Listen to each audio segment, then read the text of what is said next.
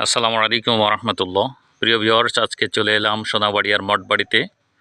যে মঠবাড়িটার আসলে শিব মন্দির, কেউ বলে দুর্গা মন্দির, বিভিন্ন কথা রেওয়াজ রয়েছে। তবে এটা অনেক পুরাতন একটা মন্দির, যেটা আজ জরাজীর্ণ অবস্থায় পড়ে রয়েছে, আপনারা দেখতে পাচ্ছেন। তবে এটারও নির্মাণশৈলী দেখে মনে হয় মুঘল সময়ে নির্মাণ করা, যেটা 300 বা 400 বছরের অধিক পুরাতন। খুব জরাজীর্ণ অবস্থা দেখুন। তবে এই পুরাতন বিল্ডিংগুলা দেখলে একটি কথাই মনে পড়ে, যে তখনকার নির্মাণ শৈলীগুলো এত সুন্দর ছিল, এটা অকল্পনীয়।